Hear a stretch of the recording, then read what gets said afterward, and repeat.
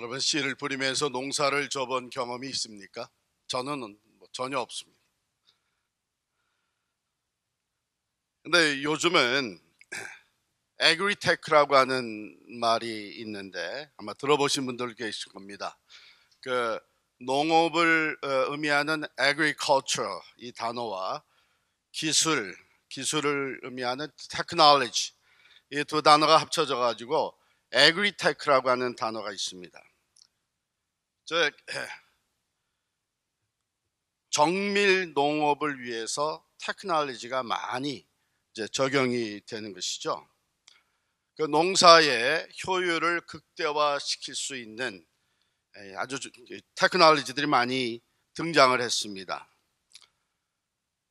토양의 특성, 또 작물의 생육 특성 등을 고려해서 필요한 비료와 농약의 양을 조절하는, 또 주변 환경에 최적화된 농사를 지을 수 있도록 맞춤형 농업을 하는 것이에요. 같은 경작지 내에도 그 토지가 좋은 부분이 있고 또 그렇지 않은 부분이 있다고 하는 것이죠. 또 농작물이 놓인 그 미세한 환경의 차이를 고려해서 농사를 지을 수 있는 이 맞춤형 농업입니다.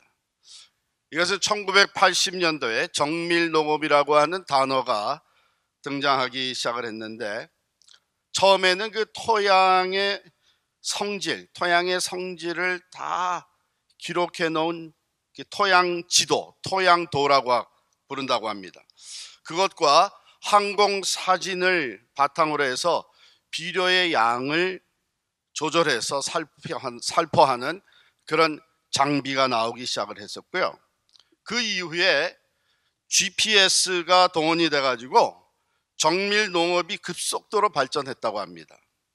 파종기에 GPS를 부착해서 이 파종을 하는데, 씨를 뿌리는데 정확한 위치에 일항을 만들고 또 동일한 양의 종자와 비료를 뿌려주면 이 파종의 밀도가 균일하게 된다고 하는 것입니다. 그래서 이 정밀 농업을 디지털 파밍 솔루션이라고 이렇게 또 부르기도 합니다. 한 예로 시드스타 모빌이라고 하는 이 기계가 있는데, 시드스타 모바일은 이걸 사용해서 그 농장에 있는 다양한 모든 기계를 한꺼번에 관리할 수 있고요. 그 씨앗을 심은 그 씨앗 심은 거리, 또 씨앗의 배치 상태, 이것들을 정확하게 파악을 한다고 하는 것입니다. 그러니까 여러분들이 아마 과거에 이 농사를 접은 사람들은 이제 다시 시작하려면 조금 공부를 하셔야 될 것 같습니다. 그러나 오늘 본문은 2000년 전에 씨 뿌리는 얘기예요. 그러니까 요즘을 생각하시면 안 되고 2000년 전 예수님 당시에 씨를 뿌릴 때는 사람이 직접 주머니에 씨를 가지고 나가서 뿌렸던 것이죠. 그러다 보니까 어떤 씨는 길가에, 어떤 씨는 돌짝밭에, 또 어떤 씨는 가시덤불 가운데, 또 어떤 씨는 좋은 땅에, 옥토에 떨어졌습니다. 자, 이 말씀을 비유로 주신 것은 농사 잘 지라고 주신 것이 아니고, 하나님의 말씀을 받는 그 마음밭에 대해서, 말씀을 받는 그 사람의 성품에 대해서 주신 말씀이에요. 비유는 이러하니, 씨는 하나님의 말씀이라고 설명하셨고, 밭은 사람의 마음, 곧 심령이라고 설명을 하셨습니다. 여기서 우리는 아주 심플하고 중요한 영적 원리를 발견을 합니다. 씨가 땅에 떨어지면 많은 열매를 맺는 것 같이, 좋은 땅에 떨어졌을 때 많은 열매를 맺는 것 같이, 하나님의 말씀이 좋은 마음, 좋은 심령에 떨어지면 신령한 열매를 많이 맺는다고 하는 것이죠. 그래서 먼저 열매를 잘 맺지 못하는 밭을 우리가 한번 살펴보겠습니다. 첫 번째, 길가와 같이 딱딱하게 굳어져 있는 마음이에요. 말씀의 씨앗이 떨어지지만 받아들이지 못하는 마음입니다.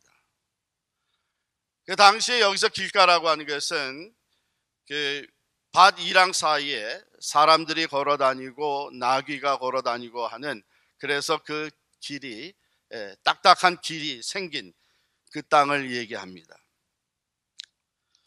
거기에 뭐 씨가 떨어져 봐야 뿌리를 내리지를 못하는 것이죠.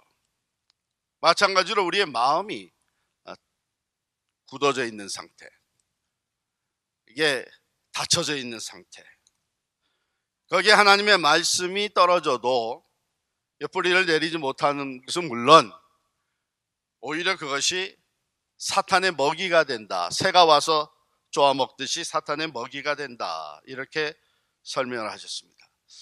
자, 그러면 우리의 마음이 어떻게 닫히고 또 단단해질 수 있는가? 우리가 이 세상에서 배우는 가지게 되는 많은 지식, 또 철학, 이런 것들이요, 때로는 우리의 생각을 가두어 줍니다. 또 내가 경험한 것들, 내가 체험한 것들, 이 테두리 안에, 이 프레임 안에 완전히 갇혀버리게 되면 새로운 하나님의 진리의 말씀을 받아들이지를 못하게 됩니다. 때로 이렇게 예배 자리에 나와서 말씀을 들어도요, 같이 앞을 보고 말씀을 듣지만 그 마음은 여전히 바빠질 수가 있습니다. 그래서 말씀을 듣지를 못하는 거죠. 내 생각과 내 판단이 앞서고 내 아집과 교만이 커서 말씀을 받아들이는 것보다는 말씀을 판단하면서 앉아있는 그 마음, 이게 이제 길가와 같은 마음입니다. 마음이 하나님의 말씀을 향해 열리지 않은 상태이기 때문에 거기에 아무리 하나님의 말씀의 씨앗이 떨어져도 그래서 열매가 맺혀질 수가 없는 것입니다. 두 번째, 돌밭과 같은 마음은 어떤 마음이냐? 이것은 자신의 필요에 따라서 말씀을 받습니다. 이거 참 좋은 말씀이다, 내가 필요했던 말씀이다 해서 자기의 필요에 따라서 말씀을 받지만 어려움이, 삶에 이제 핍박이나 환란이 다가오게 되면 금방 무너져 버리는 거예요.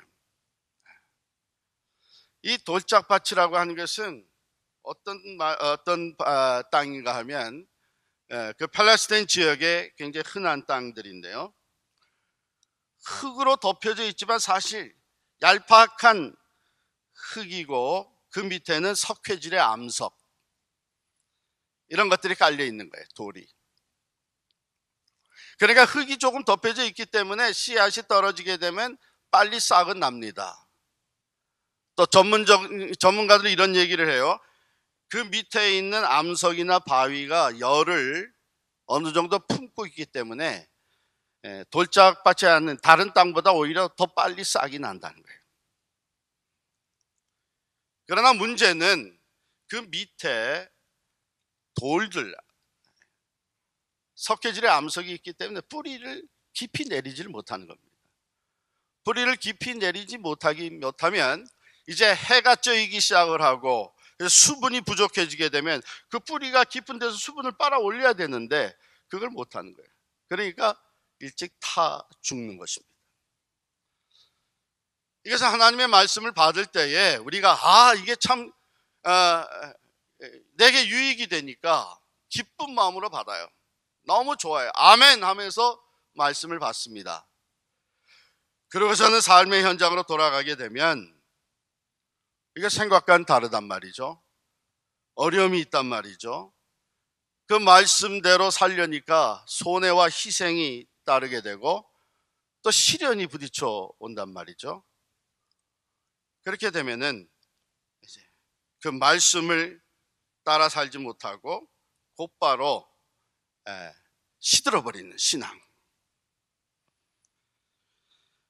많은 경우에 이 기복주의적인, 이 세상에서 복 받는다고 하는 그 기복주의적인 메시지를 받는 그런 신앙생활들이 바로 여기 캐러고리에 속합니다. 그래서 조금만 어려우면 시험 들었다, 섭섭하다, 나는 알아주는 사람이 없어서 더 이상 안 나가겠다, 이게 힘든 거 뭐 때문에 하나, 이러면서 아니라고 편안한 것을 찾아 옮겨 다니다가 결국 말씀의 뿌리는 내리지 못하고 그 신앙이 곧 시들어버린 거예요. 죽어버린 거예요. 그게 돌짝밭과 같은 마음입니다. 세 번째로 가시떨기 밭이 있는데요, 이것은 말씀에 설명한 그대로 세상의 염려와 재물에 대한 유혹 때문에 열매를 맺지 못하는 마음입니다. 씨앗이 떨어져서 싹이 나고 뿌리를 내리고 이렇게 조금 자라는 것 같은데 그만 기운이 다 막혀버리는 것이죠. 세상의 욕심, 욕망, 유혹 이런 것들에 막혀가지고 결국은 말씀을 따라서 결단하고 인내하지 못하는,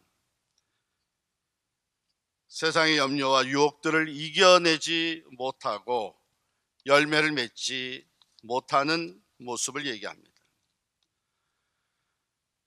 하나님께 맡길 걸 맡겨야 되는데 염려와 걱정을 주님께 맡기고 믿음으로 인내하고 계속 나가야 되는데 그 걱정과 염려가 너무 커지는 거예요.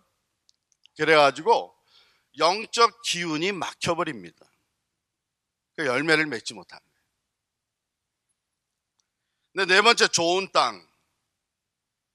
땅과 같은 마음이 있는데 그 마음은 갈아 엎어져서 씨앗이 떨어질 때에 그것을 잘 받아들이고 뿌리를 깊이 내리고 자라서 열매를 맺는다.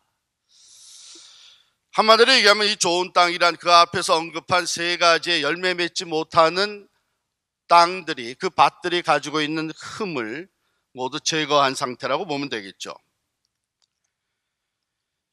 그래서 오늘 비유의 말씀은 바로 이 좋은 땅에 초점이 맞춰진 것입니다. 그런데 이 좋은 땅에 열매 맺는 것, 옥토에 대해서 마가복음에는 우리가 이미 읽은 대로 말씀을 듣고 받아 30배나 60배나 100배의 결실을 하는 자니라 이렇게 돼 있고요. 마태복음 13장 23절에 보면 말씀을 듣고 깨닫는 자니 결실하여 어떤 것은 100배, 어떤 것은 60배, 어떤 것은 30배가 되느니라 이렇게 표현되어 있고, 누가복음 8장 15절에는 착하고 좋은 마음으로 말씀을 듣고 지키어 인내로 결실하는 자니라 이렇게 표현이 되어 있습니다. 그래서 이 세 가지를 우리가 합해서 옥토, 좋은 땅이라는 것을 우리가 살펴보면, 처음에 좋은 밭은 먼저 말씀을 잘 듣는 마음이에요. 아무리 바빠도 말씀을 읽고 듣고 배우는 시간을 우선순위로 하는 것이죠. 그런데 그 말씀을 받을 때 착하고 좋은 마음으로 말씀을 듣고, 이렇게 누가는 기록하고 있습니다. 착하고 좋은 마음으로 말씀을 듣는다 하게 되면 우리가 생각나는 그룹의 사람들이 있죠. 사도행전에 나오는 베레아 사람들에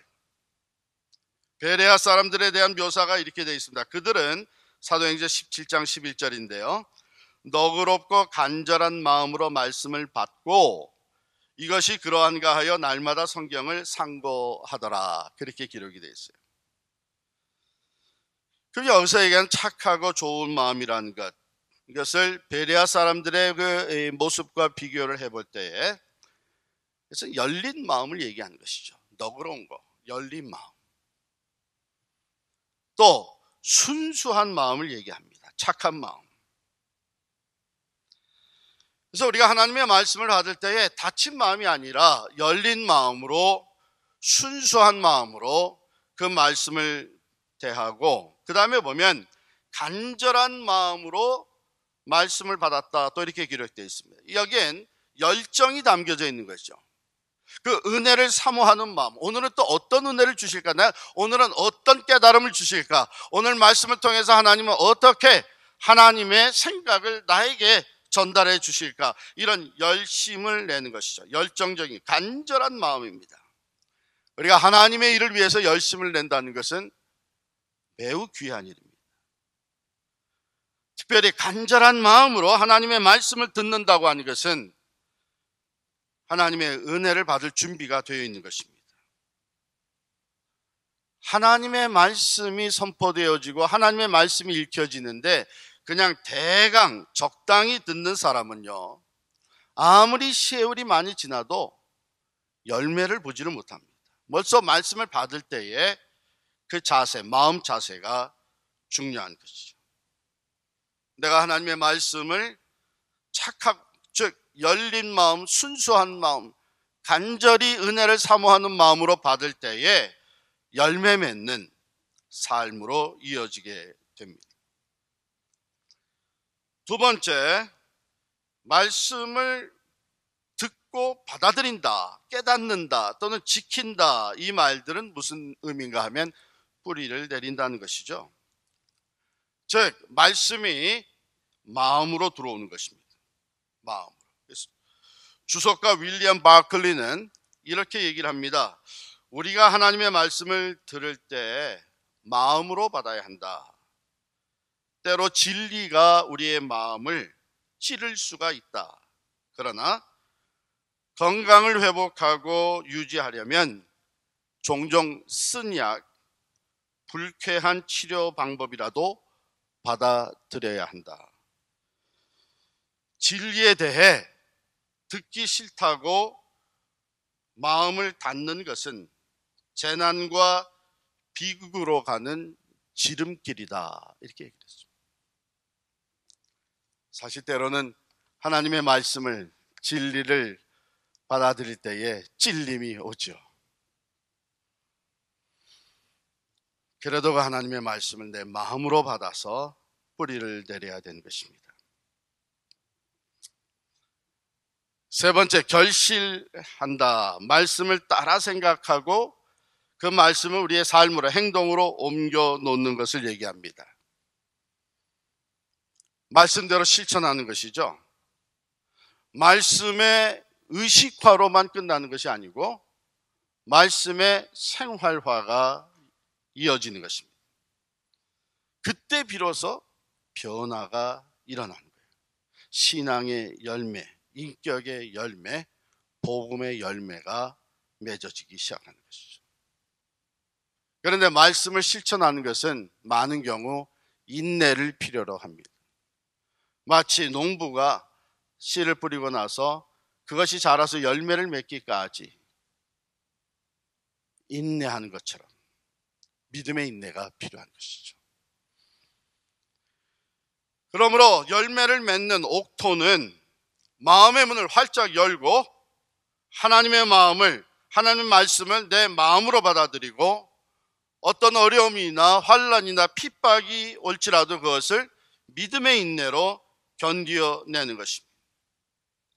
세상의 염려나 재리의 유혹도 물리치고 그 말씀의 소중함, 그 말씀의 풍성함, 이것을 믿고 의지하면서 믿음의 인내로 말씀에 순종하는 삶을 살아갈 때에 그 열매가 풍성히 맺어집니다.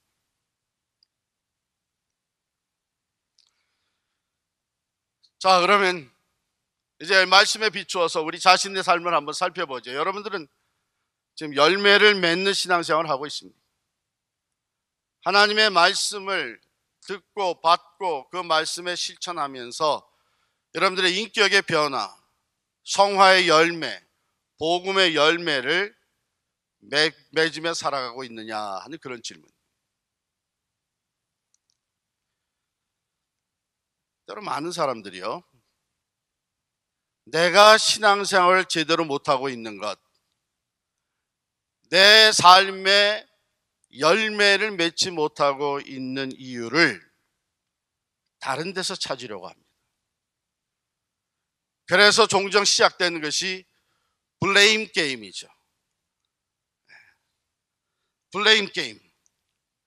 우리 한국말로 제가 이 블레임 게임을 번역해 보니까 이렇게 하면 되겠죠. 남 탓 게임이에요. 남 탓 게임.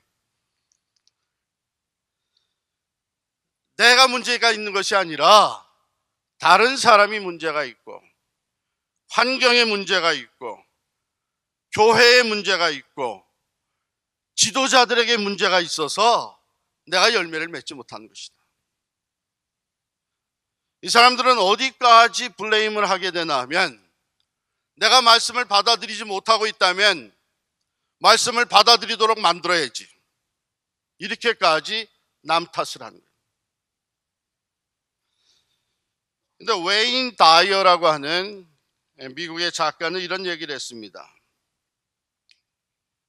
다른 사람을 탓하는 것은 시간을 낭비하는 것이다. 그 사람들에게 얼만큼의 잘못이 있든 다른 사람에게서 문제를 찾아내려고 하는 것은 아무 유익을 가져다 주지 못한다. 그들에게 죄책감을 갖게 해줄 수는 있을지 몰라도 다른 사람을 탓하는 것이 내 삶에 아무 변화를 가져오지 못한다. 나는 여전히 열매가 없을 뿐이다. 너무나 정확한 말이에요. 자신이 열매를 맺지 못하는 것을 환경이나 다른 사람이나 이런 것에서 많이 블레임을 아무리 해봐요. 그 블레임하는 것은 다 시간 낭비예요. 그 블레임한다 그래서 이제 열매가 맺어지기 시작을 합니까? 오히려 다른 사람에게 때로는 필요 없는 죄책감을 갖게 해준다. 그거는 잘 해낼지 몰라도 실제적으로 내 삶에 하나님이 원하시는 열매가 없는 것은 여전히 마찬가지예요.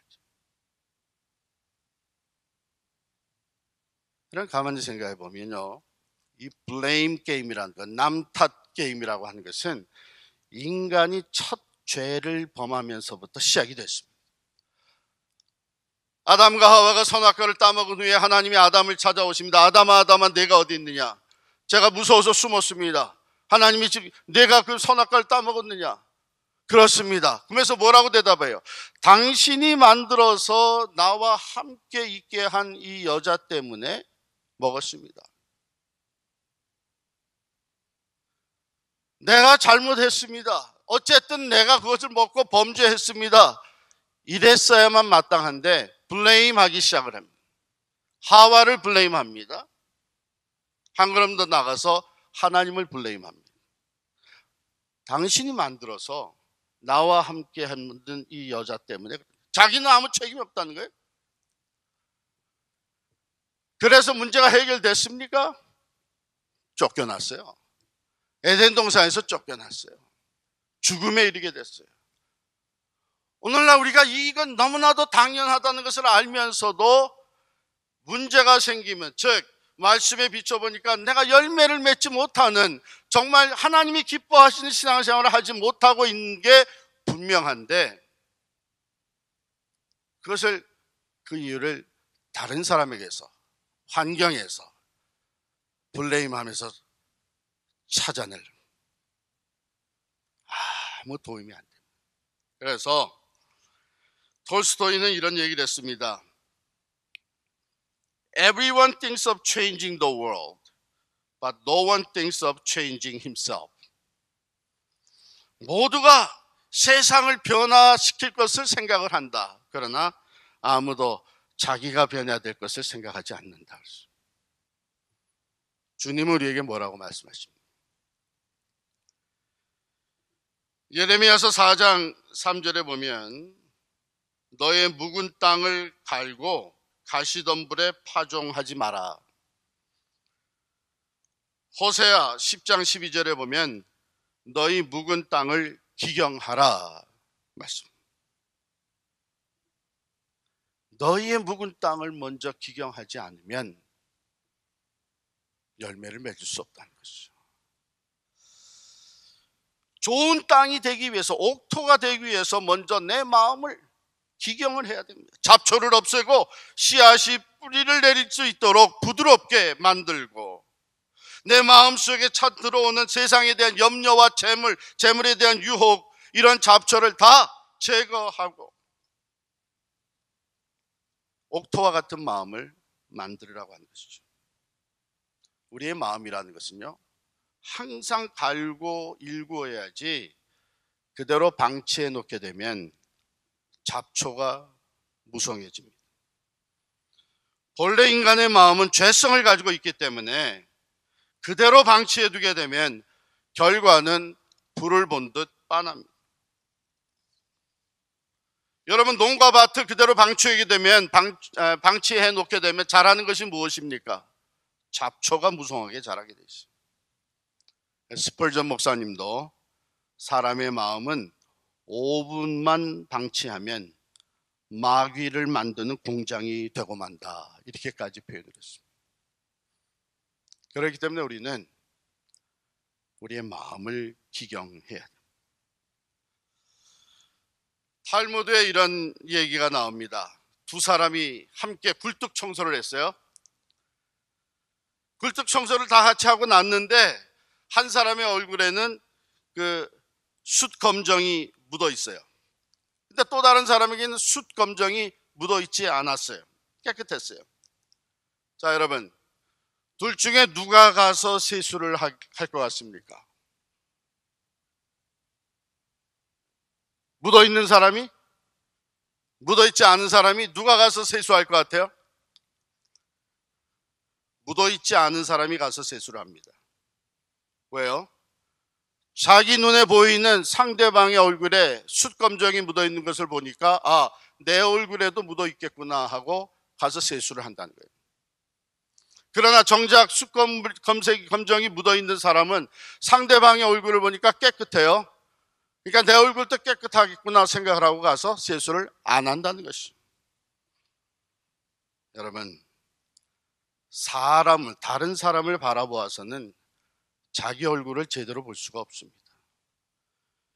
세상을 바라봐서는 자기 자신을 제대로 볼 수가 없습니다. 하나님의 말씀을 봐야 합니다. 성경은 우리 영혼의 거울입니다. 성경은 자신의 모습을 정확하게 볼 수 있게 도와줍니다. 오늘 하나님의 말씀은 내 마음의 상태를 정확하게 보여주고 있다고 생각합니다. 내가 열매를 맺지 못하고 있다면 지금 내가 왜, 내 마음 상태가 어떻기 때문에 열매를 맺지 못하고 있는지, 여러분이 다른 사람을 보지 아니하고 세상을 보지 아니하고 오늘 하나님의 말씀의 거울을 있는 그대로 들여다본다면 그 이유를 발견할 수 있고, 내 마음을 기경해야 되겠구나. 그래서 하나님이 내 마음을 먼저 기경하라고 하시는구나 하는 것을 깨닫게 됩니다. 마음밭을 기경하지 않아서 굳어지는 것이 문제입니다. 여러분, 동맥이 굳어지면 동맥경화증이라고 얘기를 하죠. 그래서 결국 피가 제대로 흐르지 못해서 심장마비로 죽게 됩니다. 우리는 이 문제를 방지하기 위해서 신경을 쓰고 병원에 가서 죗값을 하면서 약을 먹고 치료를 받습니다. 그래서 건강을 유지하려고 하는데, 영적인 동맥경화증에 대해서는 어떻게 생각하세요? 은혜를 받지 못하고 늘 굳어져가는 내 마음, 감동이 없고 아무런 변화가 일어나지 못하면 큰 문제입니다. 주님, 내게 회개의 영을 부어 주옵소서. 내 마음을 기경할 수 있도록 도와주시옵소서. 하나님의 말씀을 열린 마음, 순수한 마음, 겸손한 마음으로 받게 하시고 믿음으로 열매를 맺을 수 있도록 도와주시옵소서. 다른 데 문제가 있었던 것이 아니라 내 마음의 문제였음을 고백하면서 기도할 수 있는 이 시간 될 수 있기를 바랍니다. 우리 같이 기도하겠습니다.